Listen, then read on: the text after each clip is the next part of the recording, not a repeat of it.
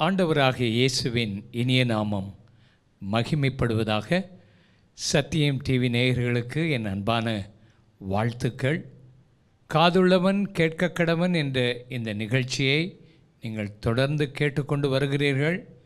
எப்படியாயினும் ஆண்டவர் ஒரு எழுப்புதலை நம்முடைய தேசத்துக்கு, நம்முடைய சபைகளுக்கு, தனிப்பட்ட வாழ்க்கையில் ஆண்டவர் நமக்கு அருளிச் செய்ய வேண்டும் என்று ஜெபத்தோடு நாம் கேட்போம்.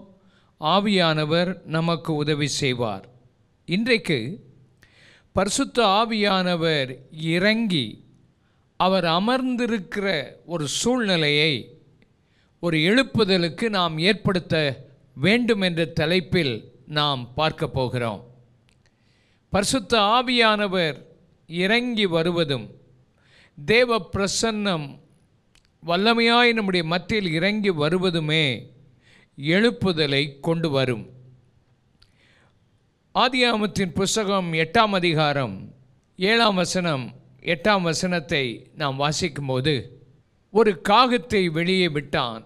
அது புறப்பட்டு பூமியின் மேல் இருந்த ஜலம் வற்றி போகும் வரைக்கும் போகிறதும் வருகிறதுமாய் இருந்தது.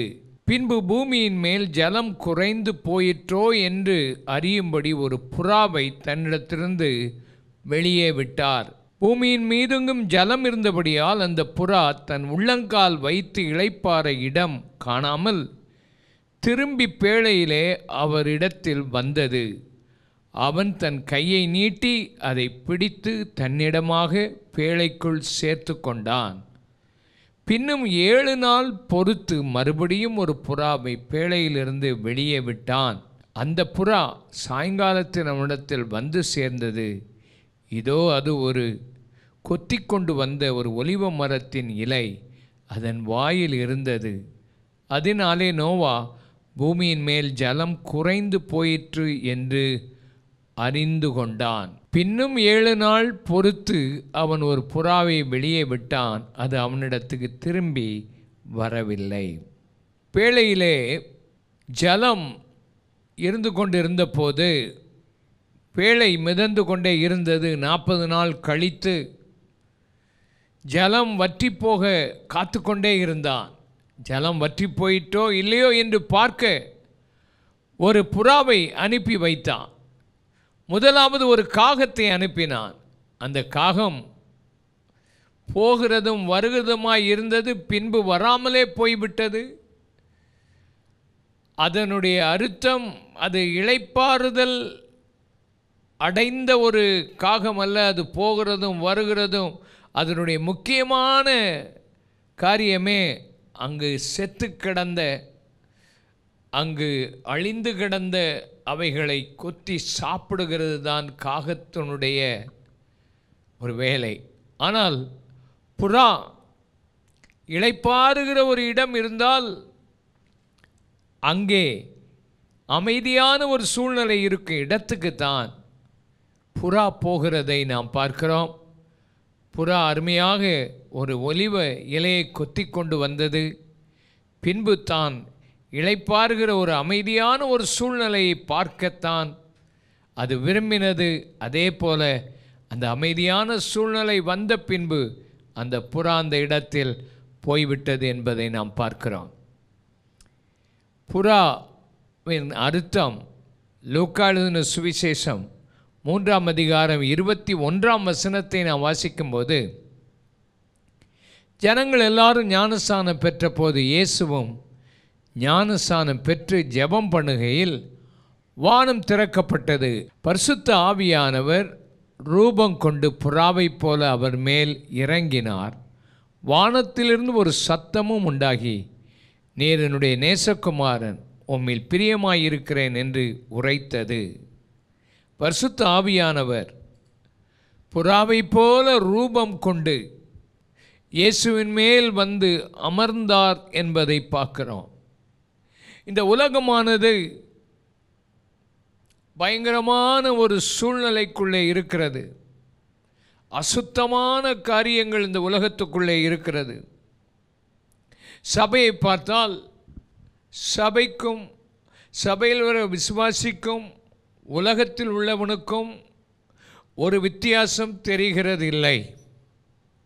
சபை ஆராதனை என்டர்டெயின்மெண்ட், அதாவது மக்களை மகிழ வைக்கிற ஒரு கூட்டமாகத்தான் இருக்கிறதே தவிர, சபையானது பரிசுத்த ஆவியினால் நிறைந்து ஆவியானவருடைய கன்விக்ஷன், ஆவியின் உணர்த்துதல், ஜனங்கள் அழுது கண்ணீரோடு ஒப்பு கொடுக்கிற அந்த சூழ்நிலை இல்லாமல் ஜனங்கள் ஆடுவதும் பாடுவதும் மக்களை மகிழ்விப்பதும் அவர்களை கைத்தட்டி ஆரவாரப்படுத்துவதும் தான் இன்றைக்கு சபையினுடைய முக்கிய நோக்கமாயிருக்கிறது. விபச்சார கள்ளன் அடுத்த விபச்சார கள்ளனோடு கைப்பிடித்து கொண்டு சபைக்குள்ளே நுழைகிறான். பரிசுத்த ஆவியானவர் இறங்கும் ஒரு அமைதியான ஒரு சூழ்நிலையை சபைகளுக்குள்ளே காண முடியவில்லை. சபையிலே வெறும் கூட்டம் மக்கள் வந்து போகிறார்களே தவிர, சீஷத்துவத்துக்குள் வந்து கிறிஸ்துவின் சுபாவம், கிறிஸ்து சபைக்குள்ளே மக்களை எப்படி சேர்க்கிறார் என்கிற அந்த அனுபவம் இல்லாமல் மக்கள் சபைக்கு கூட்டமாய் வந்து கூட்டமாய் போகிறதை நாம் பார்க்கிறோம். ஊழியர்கள் பாவத்தில் விழுந்து துணிகரமாய் பாவம் செய்துவிட்டு வந்தே துணிகரமாய் ஆலயத்திலே பிரசங்கம் பண்ணுகிற நாட்களாக இருக்கிறதை பார்க்கிறோம். சபைக்குள்ளே மனுஷர்கள் வருவது தங்கள் தேவைகள் சந்திக்கப்படுமா, தேவனை ஆராதிக்க வேண்டும், தேவனை மகிமைப்படுத்த வேண்டும் என்கிற நோக்கம் இல்லாமல் வாழ்க்கையில் அவர்கள் தேவைகள் சந்திக்கப்படுவதற்கே சபைக்குள்ளே மக்கள் வருகிற கூட்டமாக இருக்கிறார்கள். அந்நிய பாஷையில் பேசுகிறார்கள், ஆரவாரம் செய்கிறார்களே தவிர அந்த அந்நிய பாஷையிலே வல்லமை இருக்கிறதில்லை. பாவத்தை மேற்கொள்வதற்கும் கோபத்தை மேற்கொள்வதற்கும் உரிய அந்த சுபாவமே இல்லாமல் அந்நிய பாஷையிலே பேசுகிற மக்கள் கூட்டம் பெருகிவிட்டதை நாம் பார்க்கிறோம். அது மாத்திரமல்ல, தாங்கள் கடந்த நாட்களில் செய்த பாவங்களுக்கு தக்கதாக அவர்கள் திரும்ப அதை செலுத்துகிறதில்லை. சகேயு ரட்சிக்கப்பட்டான். அவனுக்கு ஆண்டவர் அவனை பார்த்து சொன்னார், இன்றைக்கு இந்த வீட்டுக்கு ரட்சிப்பு வந்தது என்று எப்போ சொன்னார்? அந்த சகேயு, ஆண்டவரே, நான் யார்ட்டையாவது அநியாயம் வாங்கி நாளத்தனையாய் திரும்ப கொடுக்கிறேன். அதுதான் சரியான மனமாற்றம். பழைய நாட்களில் நீ செய்த பாவங்களை சரியாக, யார்ட்டையா கடன் வாங்கியிருந்தா, தப்பா காரியங்களை ஏமாற்றி வாங்கியிருந்தா திரும்ப அதை செலுத்தணும். என் வாழ்க்கையில் நான் பார்த்துருக்கேன், இயேசுவை ஏற்றுக்கொண்ட பிறகு என்னுடைய வாழ்க்கையில் நான் செய்த தவறுகளெல்லாம் எனக்குள்ளே வந்தது. ஒரு முறை ஒரு சோப் என் கண்ணுக்கு முன்னால் வந்துக்கிட்டே இருந்தது. என் விளையாட்டாக என் நண்பர்களோடு போய் ஒரு கடையில் ஒரு சோப்பை திருடிட்டு வந்திருக்கிறேன். சில வருஷங்களுக்கு முன்பு அது என் கண் முன்னாலே இருந்தது. ரட்சிக்கப்பட்ட சமயத்தில் எங்கள் வீட்டில் சொல்லிவிட்டு காசு வாங்கிட்டு போய் 32 மைலுக்கு அப்பால் அந்த கடையை தேடி அந்த கடைக்குள்ளே போய் அந்த முதலாளியை பார்த்து, ஐயா, சில ஆண்டுகளுக்கு முன்னால் உங்கள் கடையில் வந்து இந்த சோப்பை எடுத்துகிட்டு போனேன், அதுக்குரிய காசை கொடுக்க வந்திருக்கிறேன் அப்படின்னு சொல்லி அந்த சோப்பினுடைய விலையை கேட்டேன். அவர் அந்த விலையை சொன்னார். அந்த விலையை கொடுத்தேன். அப்போ அவர் சொன்னார், தம்பி, நீங்கள் அந்த 2-3 வருஷத்துக்கு முன்னால் இது விலை ரொம்ப குறையாத்தான் இருந்துச்சு, அந்த குறைஞ்ச விலையை கொடுத்துட்டு போங்கன்னு சொன்னார். நான் சொன்னேன், வேண்டாம் சார், நீங்கள் மொத்தமாக வட்டியோடு சேர்த்து எடுத்துக்கொள்ளுங்கள் என்று கொடுத்துட்டு வந்தேன். என் வாழ்க்கையில் யாரிடத்தில் சண்டையிட்டேனோ அவரிடத்தில் மனம் பொருந்தினேன். வாழ்க்கையில் ஒரு சரியான மனம் திரும்புதல் இருக்குமானால் இப்படிப்பட்ட சரி செய்கிற சரியான வாழ்க்கை இருக்கும். இன்றைக்கு மக்கள் நனைஞ்ச பாவியாக வருகிறான், அவன் ஞானஸ்நானம் எடுக்கிறான், நனைஞ்ச பாவியாகவே போய்விடுகிறான். நனையாத பாவி, நனைஞ்ச பாவி, அவ்வளோதான் வித்தியாசம். வாழ்க்கையில் மாற்றம் வருகிற ஒரு சரியான மாற்றம் வந்தால் ஒரு எழுப்புதல் உண்டாகும். சபைக்குள்ளே அரசியல், ஸ்தாபனங்களுக்குள்ளே அரசியல் இருக்கிறது. மற்ற ஸ்தாபன சபைகளுக்குள்ளே தான் அரசியல் என்று சொன்னாலும் பெந்தேகோஸ்தே சபைகளுக்குள்ளேயும் அரசியல் இருக்குது. அது யாரும் இல்லைன்னு சொல்ல முடியாது. இந்த சபையை குறை சொல்லிட்டான்னு நீங்கள் சண்டைக்கு போகக்கூடாது. உங்கள் வாழ்க்கையில் சபைகளுக்குள்ளே அரசியல் இருக்குது, பயங்கரமான பாவங்கள் இருக்குது. வாழ்க்கையில் நீங்கள் அதை கவனமாய் கவனிக்கணும். பிரிவினைகள் இருக்கிறது, ஜாதி சண்டைகள் இருக்கிறது. ஜாதி சண்டை போடாட்டாலும் அங்கே வந்திருக்கிறவன் யார் எவர் என்று பார்ப்பதும் அவர்களோடு கூட பழகுவதும் இதுதான் மனிதனுடைய வாழ்க்கையில் சபைக்குள் இருக்கிறது. ஆவியானவர் இறங்கக்கூடிய அளவில், அந்த புற அமைதியான ஒரு இடத்தில் இறங்குகிற அளவில் அங்கே இல்லை. ஒரு விமானம் பறக்கிறது என்று வைத்துக்கொள்வோம். பறந்து அந்த விமானம் இறங்க வேண்டுமானால் அந்த ஆகாய விமான தளம் அமைதி உள்ள நல்ல சூழ்நிலையாய் இருக்க வேண்டும். கொடுங்காற்று, மழை, மின்னல் அடிக்குமானால் அந்த ஆகாய விமான தளத்திலே இறங்க முடியாதபடி சில மணி நேரம் சுற்றி கொண்டே இருக்கும். அது இறங்குவதற்குரிய சரியான சூழ்நிலை வந்தால்தான் அது இறங்கும். இல்லாவிட்டால் அடுத்த பக்கத்தில் உள்ள விமான தளத்துக்கு அது போய்விடும். அப்படிப்பட்ட சூழ்நிலைகளை நாம் பார்க்க முடியும். சில நேரத்தில் அந்த விமானி என்ன செய்யணும்னு தெரியாமலே கொண்டு அந்த சூழ்நிலையில் இறக்கும்போது தான் சமீபத்தில் கேலிக்கட்டில் ஒரு விமானம் 2ஆக உடைந்து சில மனிதர்கள், அந்த பைலட்டெல்லாம் மரித்து போனார்கள் என்று பார்க்கிறோம். பரிசுத்த ஆவியானவர் இறங்கி வருவதற்கு தேவனுடைய மக்கள், தேவனுடைய சபை அதற்கு ஏற்ற விதத்தில் ஆயத்தப்படுத்தினால் ஆண்டவர் இறங்கி வருவார் என்பதிலே சந்தேகமில்லை. வட இந்தியாவிலே 2 மிஷினரிகள் இருந்தார்கள். அவர்களுடைய சபைகளிலே எழுப்புதலே இல்லாமல் இருந்தது. ஆனால் எழுப்புதலுக்காக ஒழுங்காக ஜெபம் பண்ணிக்கொண்டே வந்தார்கள். ஒரு மிஷினரி அநேக மாதங்கள், வருஷங்கள் ஜெபம் பண்ண பின்பு ஒரு அசைவும் இல்லாமலே போய்விட்டது. அப்பொழுது ஆண்டவர், அவர் ஒரு நாள் ஜெபம் பண்ணி கொண்டிருக்கும் போது அவரை பார்த்து சொன்னார், உன்னோடு கூட மிஷன் ஊழியத்துக்கு வந்த ஒரு மிஷினரி இன்னொரு பட்டணத்தில் இருக்கிறார். அவருக்கும் உனக்கும் பல பிரச்சனைகள் இருக்கிறது. நீ அவரை மன்னிக்க வேண்டும், நீ மன்னிப்பு கேட்க வேண்டும் என்று சொன்ன உடனே அவர் அடுத்த நாள் அந்த மிஷினரி இருக்கிற பட்டணத்துக்கு பல மைல் தூரம் பிரயாணம் பண்ணி போய் கதவை தட்டினாராம். கதவை தட்டின போது அந்த மிஷினரி கதவை திறந்தார்.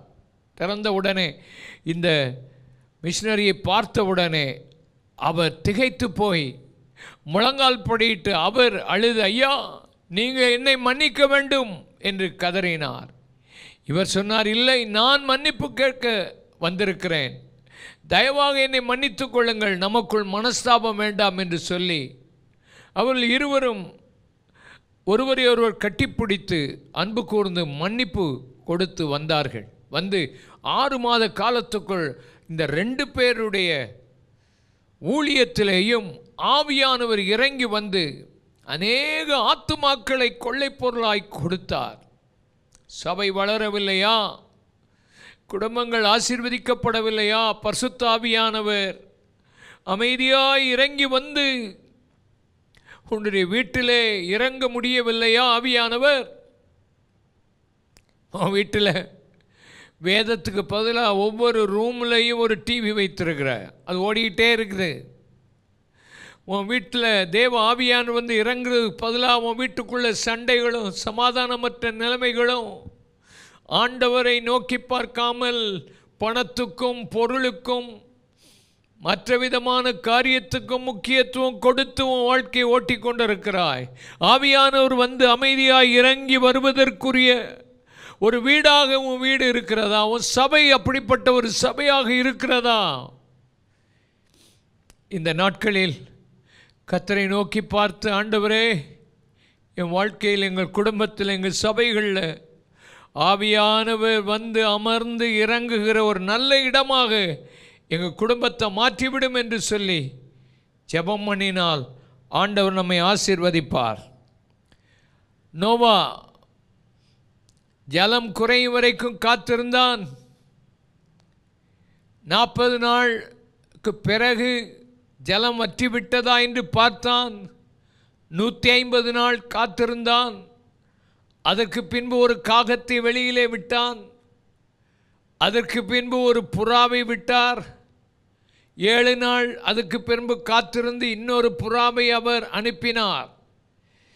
தொடர்ந்து அவர் காத்திருந்து ஆவியானவருடைய அந்த அனுபவம் வருவரைக்கும் ஆண்டவர் அந்த காற்றையெல்லாம் அனுப்பி அந்த ஜலத்தை வற்றி போக பண்ணி அமைதியான ஒரு சூழ்நிலை உருவாவதற்காய் காத்திருந்தது போல இந்த நாட்களில் 2 கைகளை நாம் உயர்த்தி, ஆண்டவரே, நாங்கள் நீர் இறங்கி வருவதற்கு உரிய ஸ்தானத்துக்காய் காத்திருக்கிறோம். ஆவியானவர் எல்லா சபைகளிலும் ஊற்றப்படுவதற்குரிய சூழ்நிலை, சபைகளிலே ஜெபம், சபைகளிலே பரிசுத்தம், சபைகளிலே ஒரு எதிர்பார்ப்பு இருக்கட்டும் ஆண்டவரே. அப்படி இருக்கும்போது நீர் இறங்கி வர முடியும். ரெட் ரிவர் ரிவைவல் என்று சொல்லப்படுகிற ஒரு பெரிய எழுப்புதல் ஒரு காலத்திலே உண்டாயிற்று. ஜேம்ஸ் மெக்ரேடி என்று சொல்லப்படுகிற ஒருவர் தன்னுடைய சபையில் 700 பேரை கூட்டி ஒரு கவனன்ட், ஒரு உடன்படிக்கை பண்ணினார். தொடர்ந்து எழுப்புதல் வர வேண்டும் என்று அவர் சொன்னார். லோகன் என்று சொல்லப்பட்ட ஒரு கண்ட்ரிக்கு, ஒரு இடத்துக்கு அவர் போனார். அவர் போன போது அந்த இடத்திலே அவர்கள் ஜெபம் பண்ண ஆரம்பித்தார்கள். முதல்ல ஒரு 15 பேர் வந்தாங்க, பிறகு ஒரு 100 பேர் வந்தாங்க, ஒரு 300 பேர் வர ஆரம்பித்தார்கள். தொடர்ந்து அவர்கள் ஜெபம் பண்ணி கொண்டிருந்த போது இந்த 700 பேர் ஒரு இடத்தில் ஜெபம் பண்ணுகிறார்கள் எழுப்புதலுக்காக. இவர் போன இடத்திலும் கொஞ்சம் பேர் ஜெபம் பண்ணுகிறார்கள். ஜெபம் பண்ணி கொண்டிருந்த போது ஒரு நாள் அதிகாலை 3 மணிக்கு ஆவியானவர் வந்து இறங்கினார். இறங்கி கர்த்தருடைய நாமம் மகிமைப்பட அந்த இடத்திலே 15,000 பேர் வரத்தக்கதாக ஒரு பெரிய எழுப்புதலை அவர்கள் காண முடிந்தது. ஆவியானவர் இறங்குவதற்குரிய சூழ்நிலையை சபைகளிலும் ஊர்களிலும் வட்டாரங்களிலும் தேசங்களிலும் இந்த நாட்களில் நாம் அதற்காக காத்திருந்து உடன்படிக்கை பண்ணி ஜெபம் பண்ணினால் ஆண்டவர் பெரிய காரியங்களை செய்வார். டங்கன் கேம்பல் என்கிற ஒரு கர்த்தருடைய தாசன், பெகி கேத்ரின் என்ற 2 பேர் தேவ சமூகத்திலே அநேக நாட்கள் ஜெபித்தார்கள். பெகி கேத்ரின் என்ற 2 பேரும் வயதானவர்கள். அவர்களால் சரியாக நடக்கக்கூட முடியாது. ஆனால் 82 வயதிற்கு மேல் உள்ளவர்கள். ஆலயத்துக்கு அவர்களால் போக முடியாது. அவர்கள் இருக்கிற இடத்திலிருந்து ஆலயத்துக்காக ஜெபம் பண்ணார்கள். வயதானவர்களே, இன்றைக்கு ஆலயத்துக்கு உங்களால் போக முடியாது. ஒருவேளை உங்களால் ஒன்றும் செய்ய முடியாது. ஆனால் நீங்கள் தொடர்ந்து ஜெபிக்கிற ஜெபம் ஒரு பெரிய எழுப்புதலை கொண்டு வரும். ஆண்டவர் இந்த ஜெபம் பண்ணுகிற இவர்களோடு கூட பேசினார். நான் எழுப்புதலை அனுப்பப் போகிறேன். டங்கன் கேம்பல் என்கிறவரை நீங்கள் அழைக்க வேண்டும். அவர்கள் அந்த டங்கன் கேம்பலுக்கு செய்தி அனுப்பினார்கள். எங்கள் ஊருக்கு வந்து எங்கள் ஆலயத்தில் நீங்கள் பிரசங்கம் செய்ய வேண்டும். டங்கன் கேம்பல் சொன்னார், 1 வருஷத்துக்கு எனக்கு புக் ஆகிவிட்டது, நான் உங்கள் இடத்துக்கு வர முடியாது. ஏற்கனவே எனக்கு பல கூட்டங்கள் ஒழுங்காகிவிட்டது. அவர்கள் சொன்னார்கள், இல்லை, கர்த்தருடைய ஆவியானவர் எங்களோடு கூட பேசியிருக்கிறார், நீங்கள் கண்டிப்பாக வர வேண்டும் என்று சொன்னபோது அவர் முடியாது என்று சொன்னவர், அவருக்கு அந்த வாரங்களில் எந்தெந்த கூட்டங்கள் ஒழுங்கு பண்ணப்பட்டதோ அதெல்லாம் கேன்சல் ஆகி அவர் அந்த ஊருக்கு போனார். அந்த ஊருக்கு போய் பிரசங்கம் பண்ண ஆரம்பித்தார். பிரசங்கம் பண்ண அந்த இடத்துல 30 பேர் தான் வந்தாங்க. ஆனால் அவர் விடாமல் ஜெபம் பண்ணார். அப்படி ஜெபம் பண்ண போது அவர் அந்த ஊரை விட்டே வெளியே போக முடியாத அளவுக்கு ஒரு எழுப்புதலை கர்த்தர் அந்த ஊருக்கு அருளி செய்தார். பரிசுத்த ஆவியானவர் இறங்கி வருவதற்கு ஒரு சூழ்நிலை உருவாக ஜெபம் தேவை, அர்ப்பணிப்பு தேவை, உடன்படிக்கை தேவை. அப்படியானால்தான் ஆண்டவர் இறங்கி கிரியை செய்வார் என்பதை நாம் பார்க்கிறோம். ஏசாயா தீர்க்கதரிசியின் புஸ்தகம் 64 அதிகாரம் 1 வாசிக்கும்போது, உமது நாமத்தை சத்துருக்களுக்கு தெரிய பண்ணுவதற்கு, ஜாதிகள் உம்முடைய சந்நிதிக்கு முன் தத்தளிப்பதற்கும் தேவரீர் வானங்களை கிழித்து இறங்கி உருக்கும் அக்கினி எரியுமா போலவும், அக்கினி தண்ணீரை பொங்க பண்ணுமா போலவும், பர்வதங்கள் உமக்கு முன்பாக உருகும்படி செய்யும் என்று எழுதப்பட்டிருக்கிறது. தேவன் தம்முடைய நாமத்தை தம்முடைய சத்துருக்களுக்கு தெரிய பண்ணணும். அநேக சத்துருக்கள் இந்த தேவனுக்கு முன்பாக நிற்கிறார்கள். இயேசுவின் நாமத்தை ஏற்றுக்கொள்வதற்கு ஆட்கள் எதிர்ப்பு தெரிவிக்கிறார்கள். பல சட்டங்களை ஏற்படுத்தி எப்படியாயினும் இந்த இயேசுவின் நாமம் சொல்லப்படக்கூடாது என்று தீவிரித்து வருகிறதை நாம் பார்க்கிறோம். ஆனால் தேவனே, உம்முடைய சத்துருக்களுக்கு உம்முடைய நாமம் தெரிய பண்ணணும், ஜாதிகள் உம்முடைய சந்நிதிக்கு முன்பாக தத்தளிக்கணும். அப்படி ஆண்டவர் இறங்கி வருவதற்கு அவர் ஆயத்தமாயிருக்கிறார். இந்த தேசத்தில் ஆண்டவருடைய வல்லமை வருவதற்கு ஆயத்தப்பட்டு ஆண்டவருக்கு முன்பாக நாம் நிற்க வேண்டியது அவசியமாயிருக்கிறது. அப்படியானால் ஆண்டவர் வானத்தை கிழித்து இறங்குவார். அவர் இறங்கும்போது உருக்கும் அக்கினி எரியுமா போல, ஒரு இரும்பை உருக்கக்கூடிய அக்கினி எவ்வளவு வேகமாய் எரியும், அதே போலவும் அக்கினி தண்ணீரை பொங்க பண்ணுவது போல, ஒரு சர்டன் டிகிரிஸில் தான் தண்ணி பொங்கும். அது வரைக்கும் அந்த சூடு எரிய வேண்டும். அக்கினி பொங்குமா போல, பர்வதங்கள் உமக்கு முன்பாக உருகுவது போல நீர் இறங்கி வர வேண்டும் ஆண்டவரே. பர்வதங்கள் தடையை உண்டாக்குகிற காரியம். பர்வதங்கள் என்று சொல்லும்போது பெருமையான காரியங்கள், மேட்டிமையான காரியங்கள். பர்வதம் என்று சொல்லும்போது கடினமான காரியங்கள். இந்த கடினமான காரியங்கள், இந்த பயங்கரமான பெருமையான காரியங்கள், தடைகளை உண்டாக்குகிற காரியங்கள், எழுப்புதல் வருவதற்கு தடை, மலை போன்ற பயங்கரமான பர்வதங்கள் நிற்கிறது. இவைகளெல்லாம் எரிந்து உருகி அழியத்தக்கதாக தேவன் வானங்களை கிழித்து இறங்க வேண்டும். வானங்களை கிழித்து இறங்குகிற அந்த அனுபவம்தான் பரிசுத்த ஆவியானவர் வல்லமையாய் ஊற்றப்படுகிற அந்த அனுபவம். இந்த பரிசுத்த ஆவியானவர் வல்லமையாய் ஊற்றப்படுகிற இந்த அனுபவத்துக்கு ஆண்டவர் இந்த நாட்களில் நம்மை எதிர்பார்த்து கொண்டிருக்கிறார். இந்த 64 அதிகாரத்தை நாம் வாசிக்கும்போது, ஆண்டவர் 7 வாசிக்கும்போது, உமது நாமத்தை நோக்கி கூப்பிடுகிறவனும் உம்மை பற்றி கொள்ளும்படிக்கு விழித்திருக்கிறவனும் இல்லை. தேவரீர் உம்முடைய முகத்தை எங்களை விட்டு மறைத்து எங்கள் அக்கிரமங்கள் நிமித்தம் எங்களை கரைய பண்ணுகிறீரே ஆண்டவரே. உம்முடைய நாமத்தை நோக்கி கூப்பிடுகிறவன் இல்லையே, உம்மை நோக்கி கதறுகிறவன் இல்லையே என்று அங்கலாய்க்கிறார். ஆண்டவர் நமக்காக ஆயத்தம் பண்ணினவைகளை கண்கள் காணவில்லை, காது கேட்கவில்லை, இருதயத்தில் நாம் உணரவில்லை என்று இந்த அதிகாரத்திலேயே வாசிக்கிறோம். உமக்கு காத்திருக்கிறவர்கள் நீர் செய்கிறதை ஆண்டவரே இன்னும் உலகத் தோற்றத்துக்கு முன்பே ஒருவரும் கேட்டதில்லை, கண்டதில்லை, உணர்ந்ததில்லை. ஆண்டவர் நம்முடைய தேசத்துக்காக எழுப்புதலை ஆயத்தம் பண்ணி வைத்திருக்கிறார். கை வைத்து நம்முடைய குடும்பங்களுக்காக. இந்த கொரோனா வைரஸ் பயங்கரமாய் பரவிக்கொண்டு தான் வருகிறது, மக்களை தாக்கி கொண்டு தான் வருகிறது. தேசங்கள் இன்னும் மனம் திரும்பலை. ஆனால் ஆண்டவர் பெரிய காரியங்களை செய்யணும், பயங்கரமான காரியங்களை செய்யணும்னு அவர் ஆயத்தமாக இருக்கிறார். பரிசுத்த ஆவியானவர் கண்டிப்பாக ஊற்றப்படுவதற்கு ஆயத்தமாக இருக்கிறார்.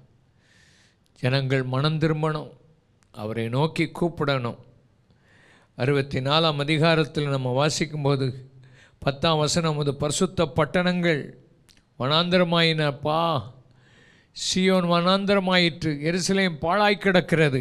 எங்கள் பிதாக்கள் உம்மை துதித்த பரிசுத்தமும் மகிமையுமான எங்களுடைய ஆலயம் அக்கினிக்கிரையாகி இன்பமான எங்களுடைய ஸ்தானங்களெல்லாம் பாழாயிருக்கிறது ஆண்டவரே. 12ஆம் வசனம், கர்த்தாவே இவைகள் இப்படி இருந்தும் அடக்கி கொண்டிருப்பீரோ, மௌனமாயிருந்து அதிகமாய் எங்களை சிறுமைப்படுத்துவீரோ என்று கதறி, எப்படியாயினும் ஆண்டவரே எங்கள் பட்டணங்கள் உம்முடைய எழுப்புதலை காணணும், எங்கள் ஆலயங்கள் உம்முடைய இன்பமான பிரசன்னத்தை காணணும். எங்களுடைய தனிப்பட்ட வாழ்க்கையில் உம்மோடு இருக்கிற அந்த இன்பமான பிரசன்னம், உம்முடைய இனிமையை நாங்கள் காணணும்.